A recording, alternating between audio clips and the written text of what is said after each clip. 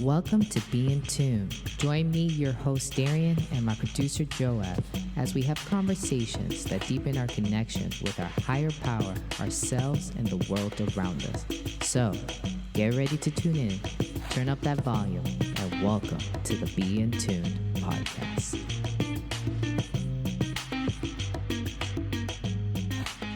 Hello, what up? Welcome to another episode of the Be in Tune podcast. I am your host, Darian, and we have the amazing, the wonderful, the doctor producer, Joab. Do you like how I added doctor? I did. In there? I'm glad because I wasn't going to add it. At least not now. No. Joab told me to chill a little bit on, I'm being hyped that he's a doctor, but it is official. Official. It's official. So this is Dr. Joab moving forward, okay? It doesn't say that in his name here on the screen. And won't. And will not. But I will be occasionally referring to him as Dr. Joab. All right. I appreciate that. Thank you kindly. Of course. you just know it's just because I'm so extremely proud. Yeah, That's what it is. Listen, I mean, y'all, you were, an integral part of my journey. So, yeah. I'm glad I was an integral part, not a stressful part, because homie decided to start up this podcast journey with me. Wow. He was in school, and finishing up. So. True. But I love this for us. I love the things that we're achieving, where we started, because I started my business and this podcast. We started this podcast while you were in school. So yeah, look at us. Several years later, here we are. Right. I can't even say several years because this is only just a year and some change. We've been doing this. It feels like 3 years. It does, which is the crazy part. That's the crazy part. I know. It genuinely feels like 3 years. I'm like, oh yeah, been doing this for a while. And you remind me, you're like, we just had a year. Yeah. And now it's a year and some change. Right. My mom did ask, she's like, did you guys do anything for your 1 year anniversary? And yes. And I said, I didn't even do that sound. I went, no. And she goes, you guys are so anti-romantic. I'm gonna cry, not anti-romantic. She gave me a look and I was like, what? She's like, for the love of God, it's it was the look of put some effort into it. I'm like, I feel like I'm putting the effort into it by just showing up here. Listen, love your mom to death. One thing that woman is she is direct. She is direct. How do you spell direct? It's my mom's name. Okay, look it up in the encyclopedia. Right. There's a picture of her. Love my mom. Yeah, she's direct, but it's always coming from a good place. For sure. Yeah. She does not hide behind what she says, but it's truth. It is the truth and from a good place. So Joab and I have been seeing each other in person these last few weeks. Some of you saw our pics. First of all, this is what I love. This is what I love about folks who are following us on Instagram. Yes. We put up these posts of little tips. We like to call them our Tuesdays and Thursday tune-ups, right? Little tune-ups, little reminders, little sparks of therapeutic points, right? And we do that every Tuesday and Thursday.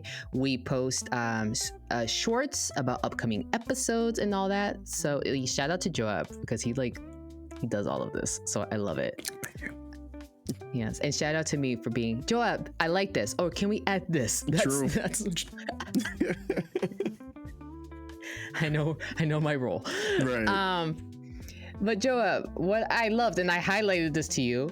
We post one picture of us. Dressed to the nines, if I may say. You were looking a little snazzy there in your suit. Not a little, a lot. Appreciate it. Very snazzy in your suit. And I was looking, elegant, lovely. Very elegant in the green dress. Yep. Yes. I love that dress, first of all. I love it. I see why. But thank you. It's also comfortable too, surprisingly. Yeah, the material. Oh, okay. Okay, I guess that makes sense because I would have thought it was more restricting. So but it's not as restricting as it looks.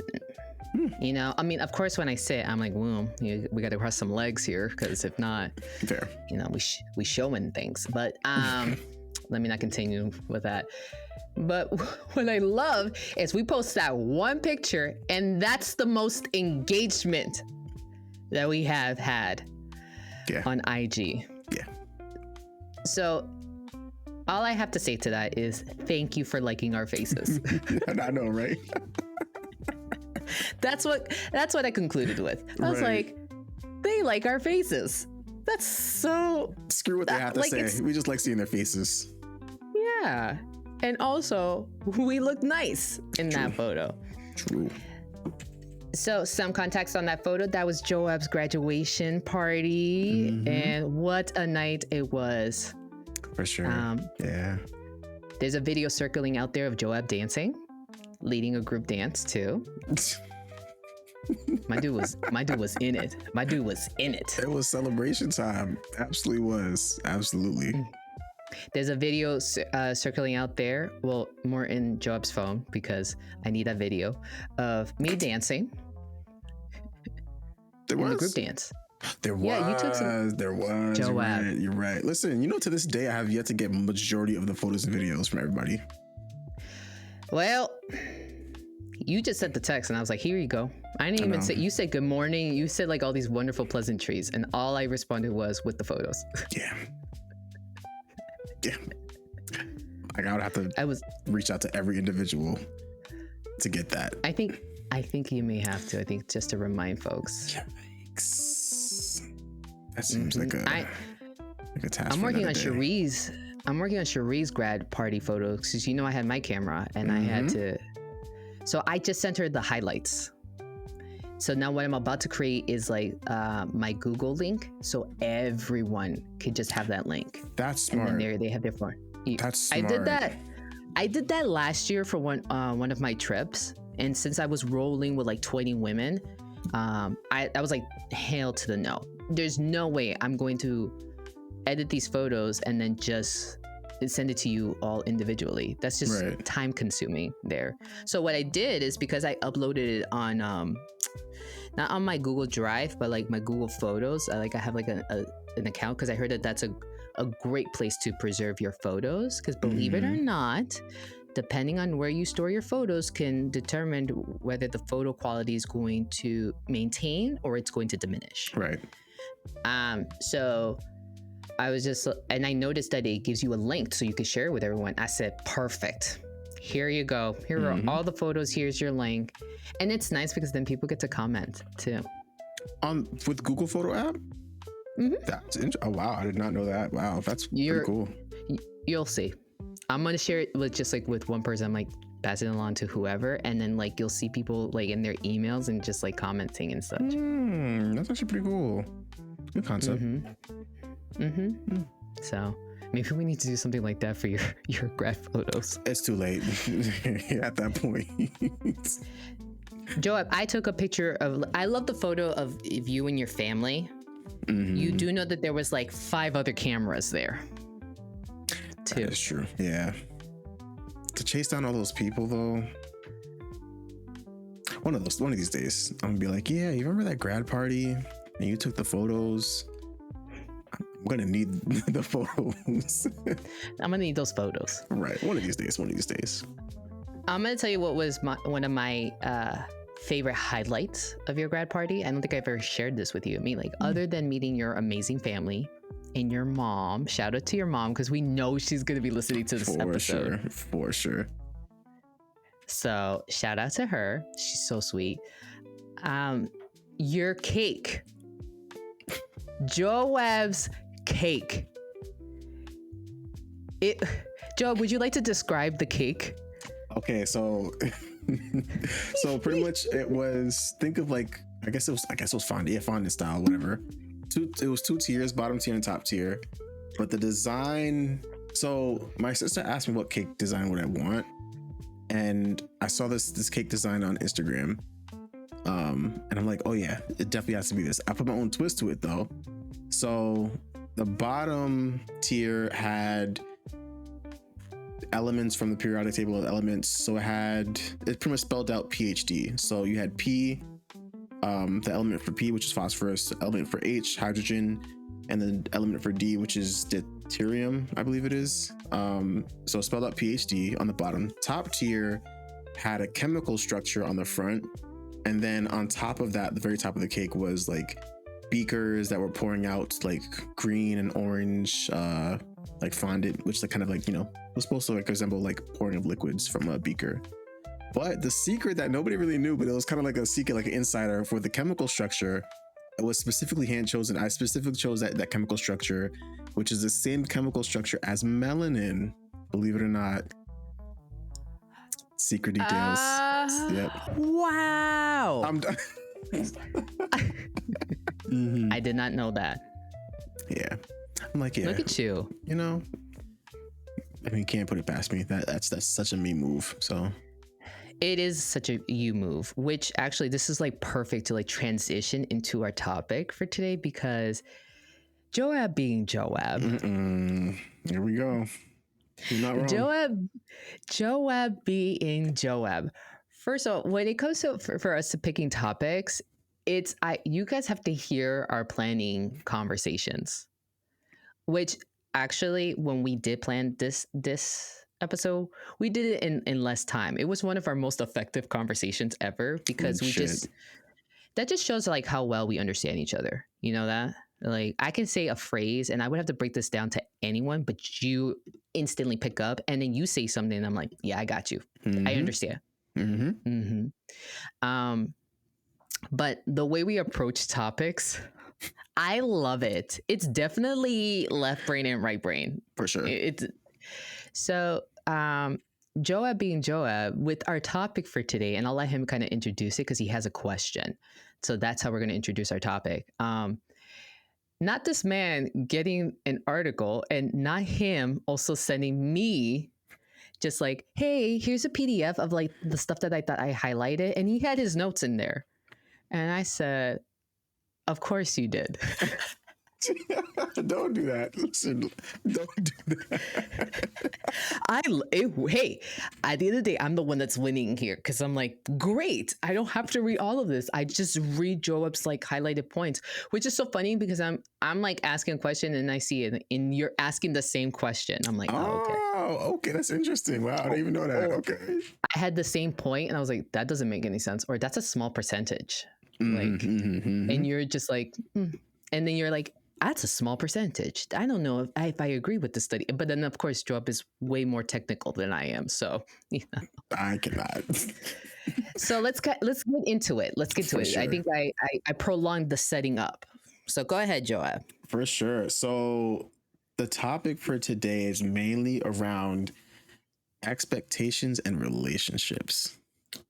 Oof. It's about time that we had this type of episode. Relationships, like I think people in our lives have been asking us, when are you guys going to talk about this? Are you guys going to talk about relationships? And of course, my attitude is like, no, everyone talks about relationships. Right. Gosh. And focus on your relationship with Jesus and yourself. No, I'm just kidding. That's a little too harsh. I never said that. I've never said that. Not you with, it's true though. If having a relationship with Jesus is your thing, although listen, you won't regret it. That's just all I got to say. That's my little 2 cents there, my little plug. True. But we definitely talk about more about relationship with self, but everyone has asked us about this. Like, do you guys have like a topic on relationship? Because it's such a hot topic, especially romantic relationships. But Joab, I interrupted. Continue. No, you're good. I mean, you're definitely right. It is a hot topic. And yeah, it's a very, I guess cliche maybe for a podcast topic, if but I understand the importance of it, especially for this platform. So yeah, with the topic of expectations and relationships, there was this article I found that actually kind of looks into like, I guess like the dynamic between expectations and like how they're able to predict whether a relationship is sustainable. So this comes out of the Journal of Social and Personal Relationships. It's by Sarah Spanier. I hope I pronounced her name right. And then Lucia O'Sullivan. And the study is called Passion, Connection, and Destiny: How Romantic Expectations Help Predict Satisfaction and Commitment in Young Adults Dating Relationships. So, yeah, I thought this was a perfect study to kind of like start off our conversation, because they kind of go through like a whole systematic like process. And you know me being my PhD kind of brain, it was like kid in the candy store kind of breaking this down. So yeah. So just to kind of, I guess lay the foundation of like explaining like the study and like some of their key findings, and I guess we can go from there. Cool. Yeah, okay. Absolutely. Alrighty. So I'm just letting you all know he's getting really excited right now. Like he's ramping up. He's ramping up. That's why I said, you, by all means, please start off this episode. And your face was like, really? It's like, I was like, how could I deny? How could I say no? Okay, go ahead. Perfect. Cool. I'm getting so hyped. I'm not even going. He really is getting hyped. And I wish everyone could see my nose. I mean, this man color-coded highlights. Listen. Okay, let me relax. All right. By the way, you know me so well that you know I needed the PDF with the highlights. Did I? Wait, that really helped? Oh, shoot. I didn't honestly, like, I didn't even know. I thought that's because I thought it was like, yeah, she's definitely going to need this. No, you actually did send me the article. You're like, this is exciting. And I was on the phone with Audrey. Okay, I'm sorry. This is my last final like interruption. Mm-hmm. I was on the phone with Audrey, my sister, and I was like, Joab just sent me an article. And I kept swiping and swiping and swiping. I said, how long is this article? It was pretty long. I ain't gonna lie. Yeah. And I was like, and did he read this? All of this? You did? The statistical the analyses and everything too? I thought you do what I do. I just read the abstract, a bit of the introduction, and I go straight to that conclusion.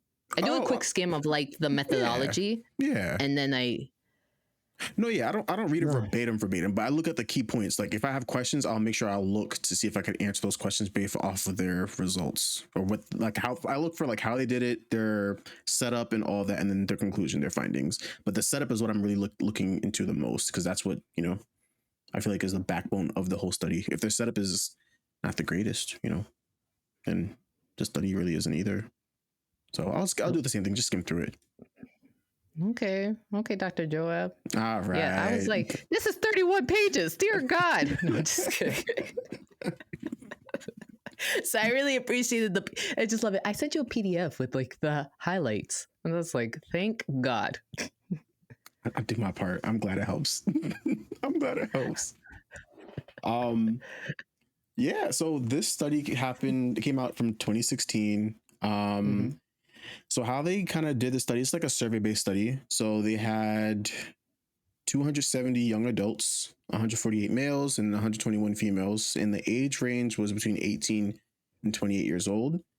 But for all 270 participants, they were all involved in a dating relationship. They specify in the study that that's either, a romantic relationship, or they're like cohabiting, like living together. So that's what they define as dating relationships. Mm-hmm. The participants, how they break down like the demographics, which is like the first kind of thing that kind of surprised me, was they broke down like the demographics, so Caucasian, African American, and so on. So the majority of the participants were Caucasian at 74.5%, which is a lot. I think it's a lot. So I don't know if that's, mixing the results or anything, but African American was 8.4%, Asian Americans 5.8%, Hispanic 5.8%, multiracial was 4.4%, and then other was less than 2%. In terms of sexual orientation, predominantly the study was heterosexual at 76.7%, and then the rest split up bisexual, gay, asexual, lesbian in 11.3, 2.9, 1.8 respectively, and so on. And like I said, so in terms of romantic dating versus those who were just, living together, it was 62.5% and 37%.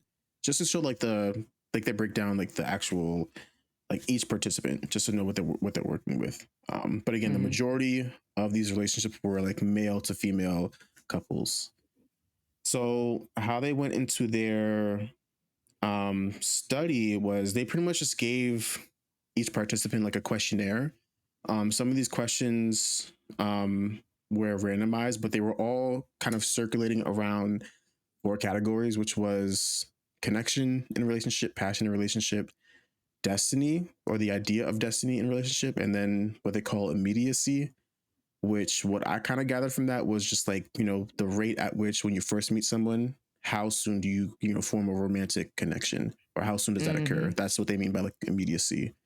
So then they'll ask questions such as like, I fell in love at first sight, or we had an instant connection on a scale of 1 to 5, with 1 being not at all, 5 being like a lot. Like, how much do you agree with this statement? So the questions were kind of like that, just to give a setup. And then, yeah, they did some statistical analysis, like, to kind of compare the answers of each category to see like if they could use these answers to kind of help predict, based off these answers, does it correlate to like, is their expectations kind of like sustainable for like a relationship long term. So before I get into the key findings, what they wanted to know based off of the setup was like 4 things.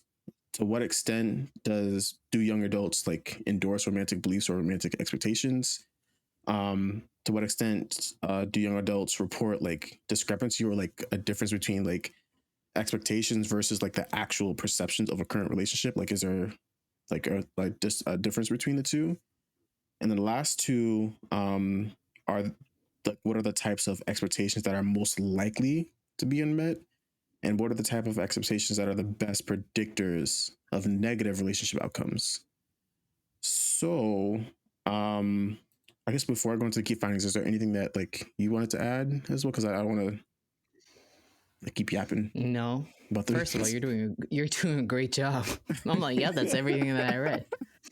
Awesome. No, awesome. and well, one thing I did want to add was like, just in case anyone thinks like we're going to be like criticizing this study or anything, or bringing it. No, that's not the direction we're going with. So, I mean, I do wish that the population, like, like who they did the study on, was a little bit more diverse, or at least or equal in diversity. Because I think that could bring out a lot more. I'm not gonna lie though, it was like kudos to doing this study. Yeah.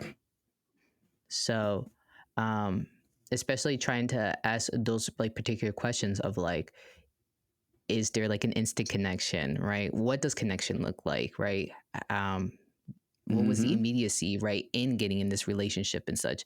Because those are really good questions to ask, especially in this day and age. Well, I mean, granted, this was done almost 10 years ago, but still, I'm like, I liked how they phrased it. I liked the survey questions. I was like, I thought those were pretty good. Yeah, for sure. Yeah, no, I feel like they definitely were with the survey questions for sure. Yeah, and with that, so like some of the key findings that they found, I'll kind of break it down into like 5 points, so like, or 5 key findings. The first one is around like romantic beliefs versus expectations. So what it means by romantic beliefs when they say that is like, an individual's belief of like, this person's my soulmate, or like, it was like love at first sight when I met this person. That's like their personal belief. So what they found was, based off the survey, is that, these like typical beliefs were actually common amongst the participants. Majority of them kind of resonated with these responses. But they also found that like having these beliefs, or having these or saying these sayings, don't actually predict like unrealistic expectations or dissatisfaction within a relationship.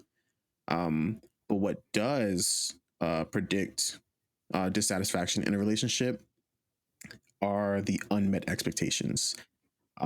Like, that's what matters more, not so much the belief, but the unmet expectations. And I think when I was thinking about it, it makes sense, because it's, if you have that expectation, or I think how I put it is like the belief that you're, your soulmate, so that, it's love at first sight. It's more so the expectation that's powering that belief. You could have a belief, but if it's not If it's realistic, then that's perfectly like healthy from what the article was saying. But it's when you look at it from a unhealthy lens, is what's driving that kind of the dissatisfaction is what they're talking about. So yeah, when like, what do you think with like the unmet expectations specifically? Because I think it's an interesting comparison, because like everyone's always saying like, oh, like this person is my soulmate, or it's like, like love at first sight. Like, yeah, I guess it's interesting to see like the expectations are more, I guess, detrimental than like having like those kind of beliefs. I was I don't want to say I was taken aback, but it definitely captured my attention too. That I was like, oh, it's not their beliefs, it's the expectations. So like you could have this belief of love at first sight, but if the person that you had that belief for is not meeting certain expectations, then it's like saying like this belief can only take me so far. Right. This belief can only satisfy my relationship so much, and I think that's real, actually, because let's actually. I think this is a good point to like. This is a good place for us to kind of talk about expectations, right? And I mean, granted, the study is focusing on romantic relationships, right? And our theme is just like our topic for today is about expectations in relationships. So it's not just the romantic relationship, right? Romantic relationships get a lot of attention, but can we talk about the expectations that we could just have for our platonic relationships, right? Our non-romantic relationships, our familiar relationships, right? Our friendships, even the relationship that you have with your favorite barista at your favorite like coffee shop.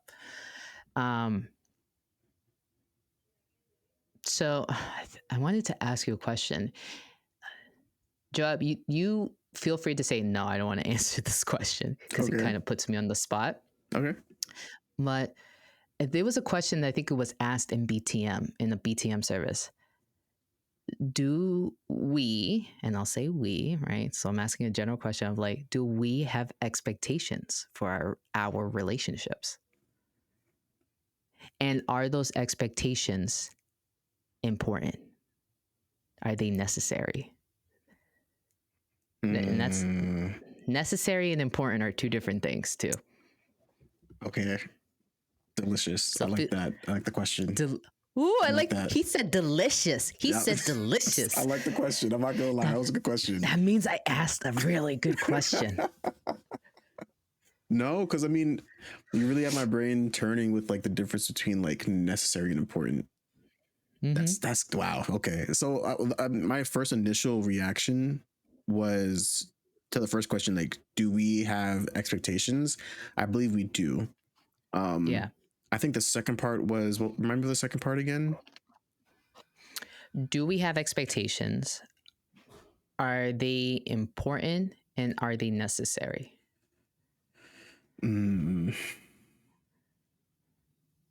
So yeah, so we do have expectations. I think that's really good. That's really making me think.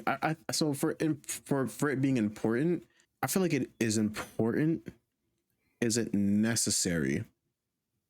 I guess where I'm caught up on is like, I think you can get a lot of good information from expectations, information about maybe like the other person in the relationship or about yourself. Yeah, but actually I don't know where it would fall, whether if it's like important or necessary, because I'm wondering like, if you don't have expectations in a relationship, do you get a lot of that good information still? So it makes me wonder, like, is it like, would it's like, is this like, is it necessary? Like, do you need the expectations in a relationship to kind of get that information? Or you can probably get it from other avenues. It doesn't have to be based off of just expectation. So I guess like that's where I'm like, not too sure, but I do think there is importance to it to some extent. I guess it's more so like on what kind of expectations is like, I guess the backbone of it. So yeah. Yeah, I don't know if that answers the question accurately. I mean, I just asked it. I didn't have like a particular answer in mind. I just wanted to ask the question, and kind of get us thinking there. I was also answering the question too in my head. I like how you said that you get information. I never thought of it that way, right? Like when you have expectations for certain relationships, you're also gathering information, gathering the information about that person, about their character, their behaviors, right? Or did I totally go a different direction from what you were thinking? Yeah, but I think the other side of it is like, I guess I was saying both, like you're gathering information, like you said, like with the other person, but I think also for yourself as well. The expectations you're set, like, is that like, reasonable or is it unreasonable to have those expectations? So you kind of gauge also where you're at with that as well. So I think you have both sides. Totally. The way I would have gone about answering the question is do we have expectations? Yes. And when I said we, I was mainly talking about you and me, right? So oh wait, like our friendship, you mean specifically? No, just us, just you and I, just in general when it comes to our relationship, not our specific relationship, but all of our relationships that we have with folks, right? Gotcha. Yep. Because I don't want to speak on the behalf of the human race here.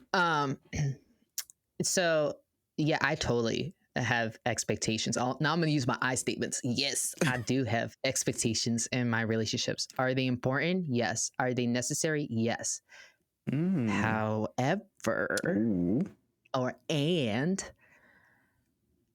I just said the word expectations. I didn't specify it by saying realistic and unrealistic expectations.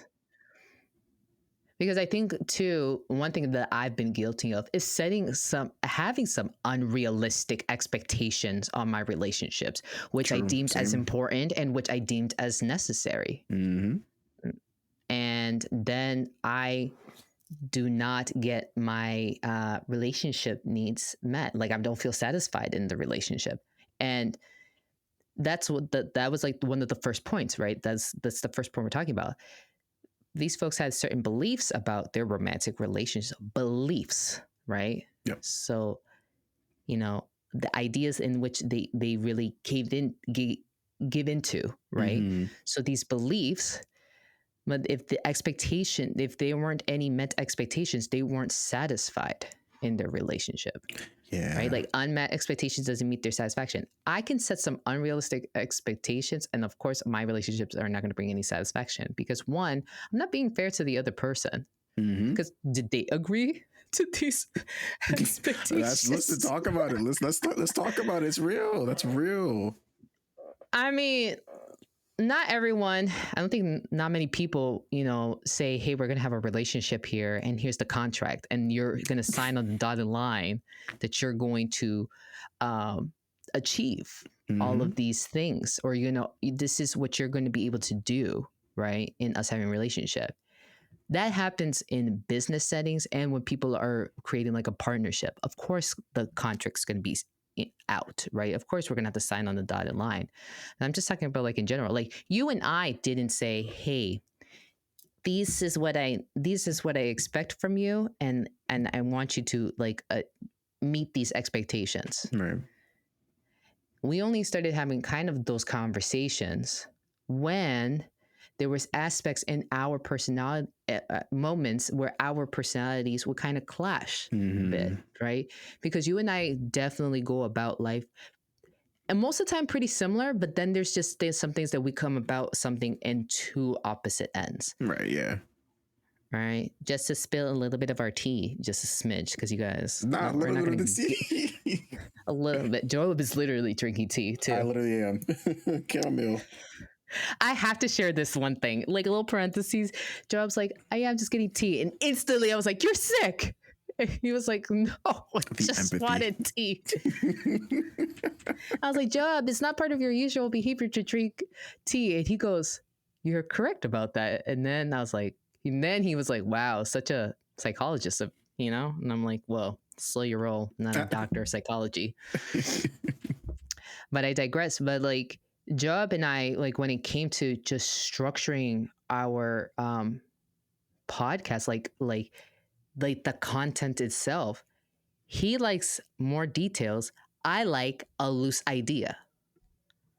He's more detail oriented and I'm more big picture. Mm-hmm. So when Job's asking the questions like, so how are we going to go from point A to point B? I'm like, I don't know. We're just going to wing it because this is the end result. That is not something he's A-okay with. He's like, no. Says it very kind. No, I'm going to need a little bit more, sis. And at the same time, he also knows that because I am big picture, he's like, I'm just going to need a little bit more, like just a couple of bullet points, not like very detailed, like transitioning from point A to point B, but like, what are the 4 main points here that we're trying to cover? Oh, these are the 4 main points. Oh, okay, great. I have to compromise a little bit there with him, right? To give him his 4 bullet points. And he has to compromise a bit to understand that he's only getting 4 bullet points and no subsections. I'm crying. No, it's true. Yeah, like you said, it's like meeting in the middle. And I think I'm wondering, when it comes to these unmet expectations, unmet or unrealistic? Unrealistic? Unrealistic. Yeah. When it comes to these unrealistic expectations, I'm wondering if, well, not even wondering, I feel like it is true. Like when they're unrealistic because, like you said earlier, it's like it's only coming from one side. So I feel like it only becomes realistic when the two agree or on the same page or they meet in the middle. Then it's like, okay, like we both, like you said, like have established like this is, us meeting in the middle, like we both can agree with this. So then it does become realistic for both people. So I'm wondering if, a lot of these unrealistic expectations they're coming from, 2 people just not meeting in the middle, or they're just like, there's a lot of unknowns, of these expectations. Yeah. And also like, what are the individuals' like history lens in which they navigate the world? I mean, we talked about core beliefs a while ago, and that matters. That's like, it doesn't hurt for folks to kind of maybe ask that question of like, what are my core beliefs, and do they fall on the positive or the negative side of things, or are they neutral? Right. But your beliefs are in, like, not to just continue emphasizing this point because we know we just had this we talked about this with Valerie, but the lens in which you are navigating the world, right? Like the lens in which you're looking through how to navigate with the world, right? So if you're very distrusting of people, guess what? You're gonna have that distrustful lens, and you're gonna be like, Joab is I don't know. This guy seems sketchy. I don't know if I can trust him. Which you could totally trust Joab. I'm a cool guy. He's a cool dude. But that matters too, because is that contributing to these unrealistic expectations that you're setting on a person? And sometimes it could just be one person's willing to do a compromise and another person is just setting the unrealistic expectations and they're at an impasse. Right. Yeah. Yeah. But I was just thinking about that quote that I shared with you when it was. Is this a good time to bring it in? Yes. We're on the same wavelength. I love it. Great minds think alike. I love it. Same wavelength.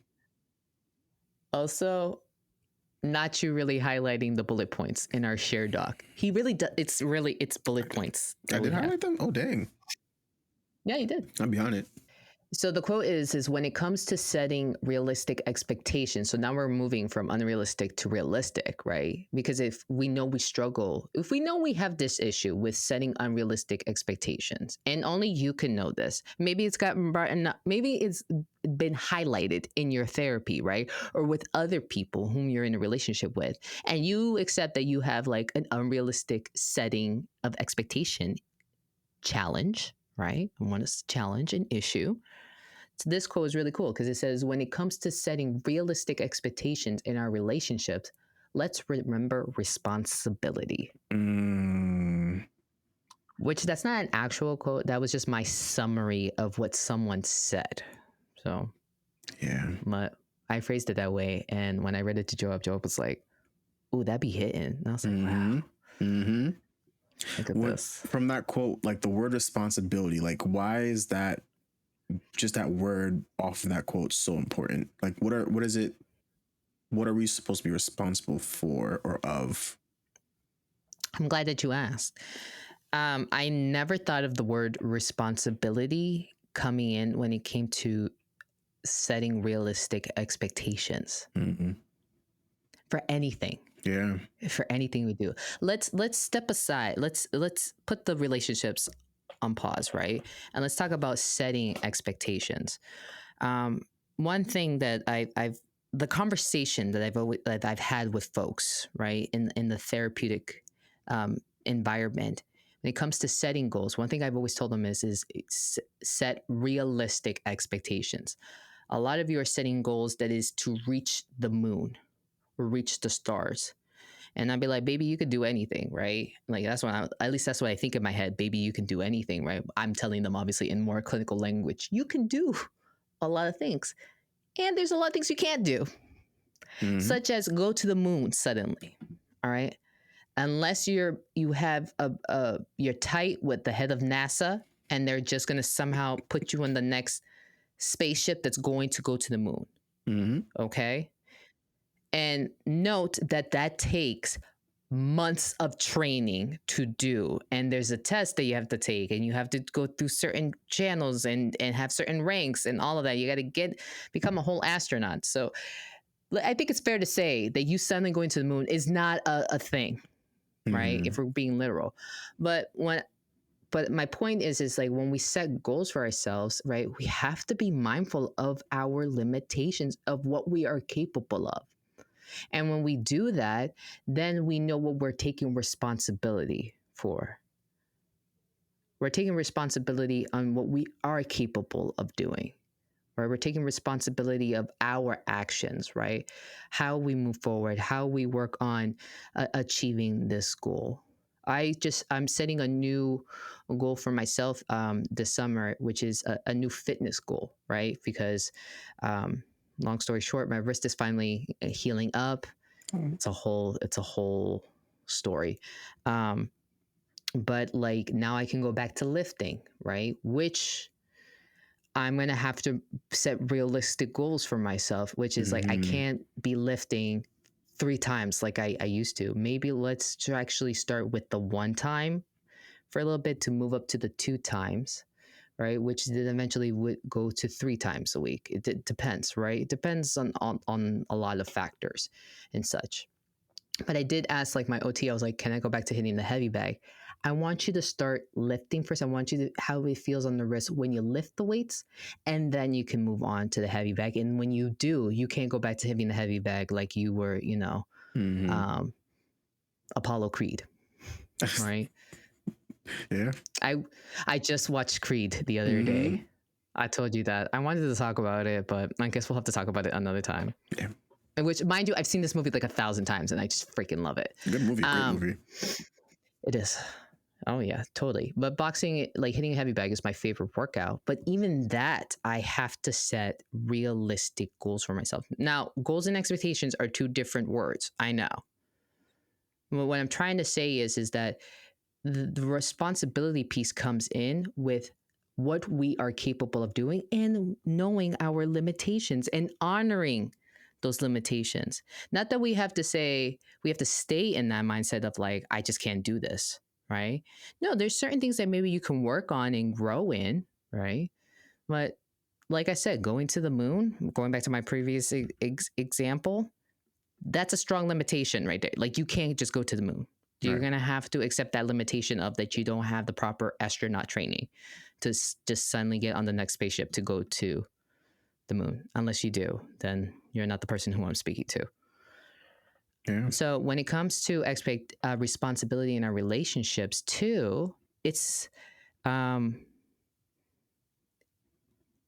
all about acknowledging of if this is an expectation that I'm setting with this relationship, what do I know that what am I taking responsibility for? What am I capable of? What am I going to am I going to be responsible of my capability? Right. And that I'm setting in this relationship. So now bringing the relationship piece back, as I already did, right? An example is like, I have the expectation to be a friend to Joab. Like I've told him, I'm going to be a good friend to you. Like, no, we're going to be friends, right? So therefore I have that responsibility of being a good friend to Joab, right? Which means like, talking to him for starters, right? Listening to him, sharing in similar interests and whatnot, right? Being there for him when he's going through a tough time and such. At least that's what I am capable of doing. And that is my way of expressing being a good friend to you. Right. And that is my responsibility. Also, another responsibility of mine is to be patient, right? To be compassionate and such, to see Joab for who he is, right? Which is human, to understand that, to accept his humanity, to know his character, to know that, that one thing I know about Joab, there's not a malicious bone in this man's body. Like not a one, not a two, not how many bones there are in the body. I don't know that 26. actually. Of course you knew that right off the bat. Thank you. Thank you. Some people may be like, how'd you not know that, Darren? Sorry, just not a fun fact in my brain. So,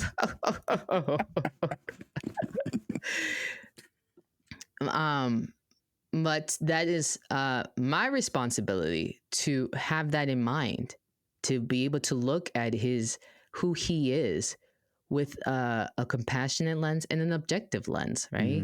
If Joab all of a sudden pops off at me, I'm gonna be like, whoa, who hurt you? What happened? Because I know that that's not part of his character. And it's my responsibility to kind of have that understanding if I'm setting the expectation of being a good friend to him. That's so good. Does that make sense? Oh my, no, that was good. That wrap up at the end was so good.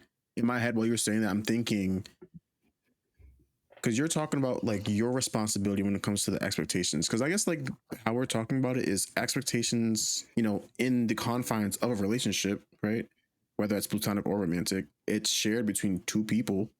So one person has their own responsibilities, the other person has their own responsibilities. And like, I think that's what kind of creates this kind of like harmony where like relationships really thrive. Because like you said, like your responsibility is to, in a sense, like check me if I'm going like airwire in like my character, or but also like, being responsible where it's like you're getting to know me, you're checking up on me. It's the same vice versa. Like I also have to like, again, inquire, like, ask if you're okay. Like if something's like different from your character or if something I haven't noticed, like inquire and just check up on. Like, I think these are like, it's important because that's what helps, not just like maintain the relationship, but also progress it. I think with you and I, like, I'll never forget like the same thing that you shared before about like our different styles when it comes to like how, I guess, like how we work. I'll never forget like what you said, like it's good that we kind of have these moments where like our styles kind of like brush up against each other, because that's where the growth happens. And it did. I mean, we learned new things about each other. We learned like, oh, like, no, like, yeah, Darian really is more like open-minded in how she plans things, and she's very like spontaneous, whereas for me, like I'm structured to the point, but like you learn bits and pieces of that, and that's what helps. Again, you get more, I guess, like it just makes, I don't know, it just makes the relationship more fuller. Like I feel like I get a new version of you that I didn't know before, and like you then learn to like love that side, because that's a new version that you never knew before. So yeah, I think responsibilities on both sides, like that has to happen in order for you to just thrive in the relationship. Like I feel like that's very important. It's very crucial.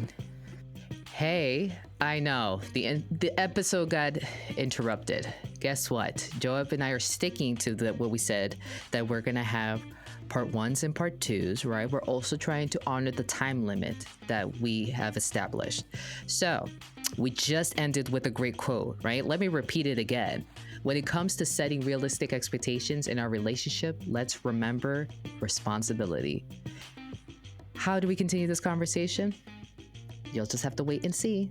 Until next time, remember, be in tune. Peace.